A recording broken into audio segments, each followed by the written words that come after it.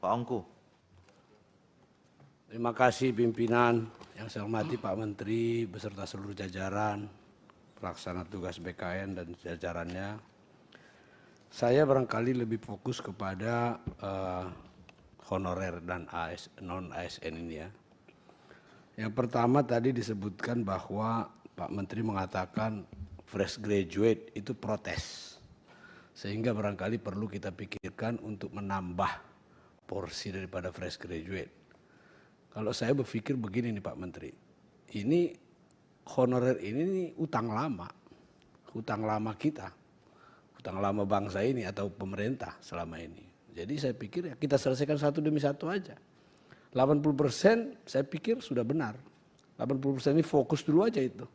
Nanti setelah itu selesai, kalau kita usahakan selesai sampai dengan tahun 2024 Desember, setelah itu baru kita lakukan dengan baik semuanya gitu. Ya sekarang fokus dulu aja lah. Jadi nggak usah saya kira dikutak-katik lagi itu soal itu. Yang fresh graduate ya sudahlah, tunggu aja. Pengabdian itu tidak hanya lewat ASN kok dalam bangsa ini gitu.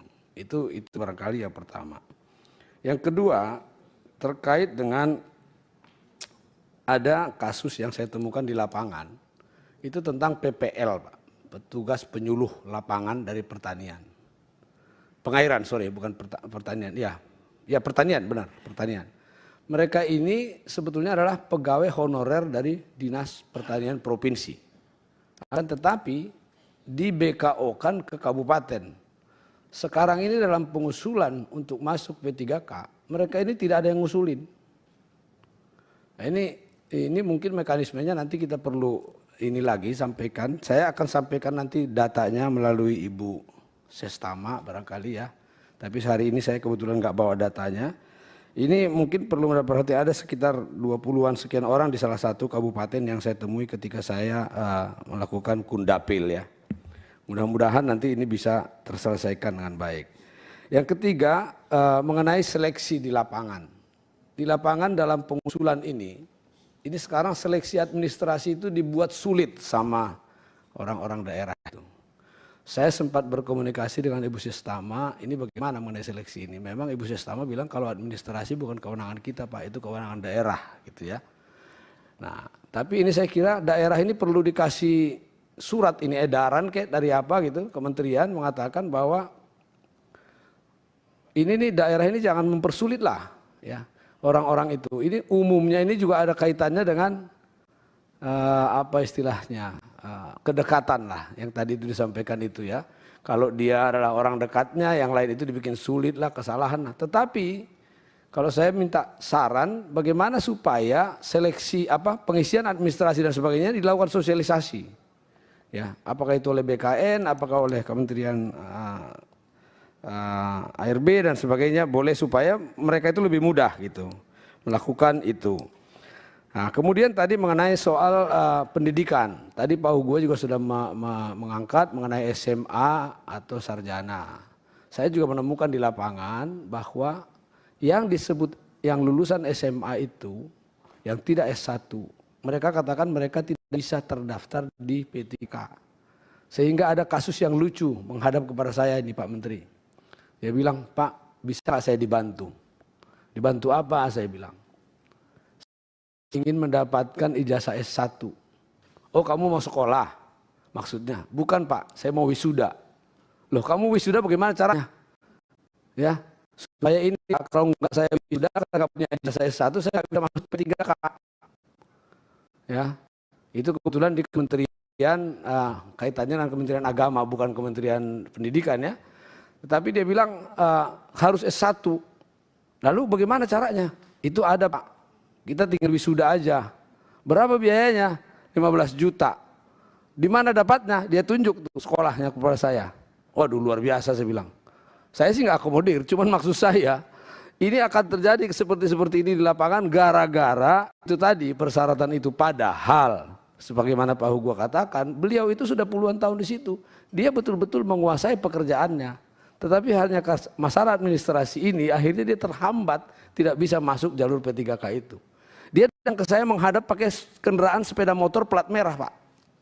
Plat merah dia datang kepada saya itu. Tapi itu kenyataannya gitu loh. Jadi ya saya kira ini seperti kata Pak gua, soal keahlian mengerjakan sesuatu daripada yang pinter-pinter yang fresh grade itu mungkin mereka cepat beradaptasi. Tetapi kita juga harus menghargai kawan-kawan yang sudah mengabdi belasan tahun ini gitu loh. Ya kita hargai dong. Itu kita selesaikan persoalan itu gitu. Ya. Kemudian Pak, ada lagi ini adalah mengenai pengisian kembali. Ini ada lagi yang lucu lagi nih. Ini Pak, guru-guru itu yang sudah lolos P3K. Katakanlah misalnya di sekolah itu tadinya ada 10 guru P3K, honorer. 5 orang sudah lolos ikut P3K. Si kepala sekolah itu melalui dinasnya, itu diisi lagi yang honorer itu dengan imbalan. Ini tadi mafia yang disebutkan Pak Ketua tadi. Dinas Pendidikan Pak, di salah satu kabupaten itu memasang target 30 juta per orang. Dinas Kesehatan 40 juta per orang. Ketika ditegur sama orang inspektorat, ini kenapa kok kalian masih terima lagi? Kan sudah dilarang ini menerima ini. Kalau begini caranya kan gak selesai-selesai ini urusan ASN. Honorer. Dia bilang kan masih ada anggarannya sampai akhir tahun. Ini kan nanti perkara kalian ini. Anggaran itu gak boleh lagi dialurkan ke situ. Kita sudah menganggarkan Pak 10 orang. Berarti masih ada sisa. Yang 5 kan sudah ditanggung pusat atau menanggung APBD karena melalui P3K. Berarti ada lowong 5 orang. Dimanfaatkan ini Pak. Ini saya kira sanksinya harus benar-benar dipertegas kepada OPD maupun kepala daerahnya. Entah potong daun entah apa sanksinya harus jelas ini. Kalau enggak ini bahaya, enggak akan selesai persoalan ini.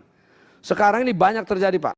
Kalau Bapak butuh datanya nanti saya minta datanya karena inspektor yang melapor ke saya. Salah seorang inspektorat di daerah yang melapor kepada saya itu. Ya. Saya bilang kenapa enggak kalian periksa? Enggak ada instruksi Bang ke kami. Kalau ada instruksi ke kami untuk melakukan pemeriksaan kepada seluruh OPD itu, kami akan periksa. Kalau bisa tolong diketok dari Komisi 2 atau dari Kementerian ARB atau dari BKN supaya diinstruksikan kami melakukan inspeksi kepada semua instansi-instansi yang melakukan pelanggaran seperti itu. Kami akan lakukan dia bilang. Sekarang kami nggak bisa bergerak, nggak ada instruksi itu. Nah ini Pak Menteri yang ingin saya sampaikan. Ya, kemudian itu adalah tentang netralitas. Kawan-kawan sudah bicara tadi. Di dapil saya punya kabupaten 19 Pak dapil saya itu.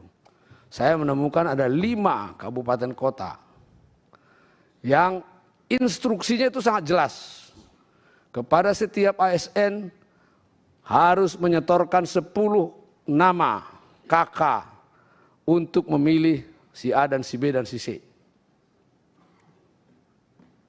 Didaftarkan di sekretariat kabupaten. Ada petugas yang mendaftarkan. Saya nggak sebut partainya, ada beberapa partai, tentunya tidak satu partai Pak. Kebetulan kami apa saja Partai Demokrat nggak punya kepala daerah, jadi ya nggak dapat. Ya. Partai-partai lain tuh ada Pak. Saya dari 15-19 itu saya menjalani 5 kabupaten kota itu melakukan hal yang sama. Bahkan ada yang sangat kejam. Saya sudah minta sowan sama dia, sama kepala daerahnya.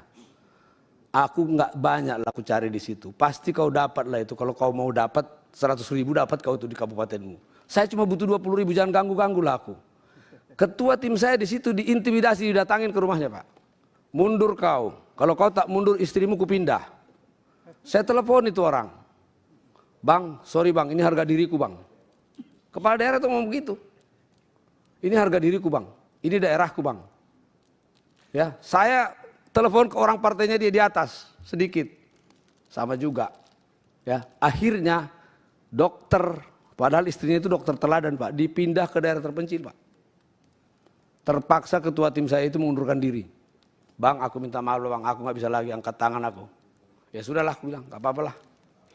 Ini netralitas itu di mana gitu. Nah ini juga harus ada sanksinya. Sanksinya apa ini kepada kepala daerah ini? Kok nggak ada sanksi kalau begini? Kan repot kita. Saya khawatir ini seperti pepatah itu. Guru kencing berdiri, murid kencing berlari. Ya, saya takutnya begitu. Karena ada cawe-cawe, ya semua cawe-cawe jadinya di mana-mana gitu loh. Nah, ini kita repot nih Pak Menteri, ya. Kemudian ini mengenai penggantian tadi Pak Menteri menyampaikan. Ini juga saya sampaikan kepada Ibu BKN. Apa BKN? Kepala daerah 1 hari menjelang habis masa jabatan. 1 hari menjelang habis masa jabatannya. Melakukan rotasi besar-besaran. Banyak yang dibangku panjangkan. Ya. Di terminate. nggak jelas alasannya. Ini sudah berproses, bahkan sudah kita laporkan, sudah dilaporkan, sudah masuk, saya kira ke Pan-RB sudah masuk, ke BKN juga sudah masuk datanya. Ya, ini saya kira harus di stop ini. Ini kesewenang-wenangan kepala daerah yang luar biasa. Ya, 1 hari menjelang dia habis masa jabatannya dia berhentikan itu bangku panjang ada lebih dari 30 orang. Dia ganti dengan orang-orang yang tidak kompeten. Ya, jalurnya bagaimana ini? Nah ini penggantian ini objektivitasnya bagaimana? Ini karena kedekatan saja atau apa dan sebagainya. Last but not least barangkali adalah ini undang-undang nomor baru ini yang nomor 20 ini kita baru ya. Saya kira kita perlu juga melakukan sosialisasi ya. Saya nggak tahu lah apakah anggarannya ada atau tidak ya, kita bisa melakukan sosialisasi ke lapangan kepada terutama kepada pegawai-pegawai. Saya sudah berkali-kali mengatakan kalian sudah dijamin undang-undang. Jangan khawatir, sudah dijamin undang-undang Desember 2024 paling lama kalian N. Bisa jadi paruh waktu, bisa jadi P3K, bisa jadi PNS. Itu nanti tergantung gitu loh. Bahkan saya sudah menyampaikan metode seleksinya pun sudah berbeda dengan yang umum dan sebagainya. Tetapi ini kelihatannya belum meyakinkan mereka. Oleh karena itu kita perlu melakukan sosialisasi. Untuk itu saya usul ketua, kalau bisa tadi Pak Ketua bilang kita konsinyering untuk membahas PP-nya. Kalau bisa saya juga usul supaya kita melakukan sosialisasi. Barangkali itu Ketua, terima kasih Pak Menteri, Pak Ketua dan pelaksana tugas Kepala BKN. Terima kasih. Assalamualaikum warahmatullahi wabarakatuh. Waalaikumsalam warahmatullahi wabarakatuh.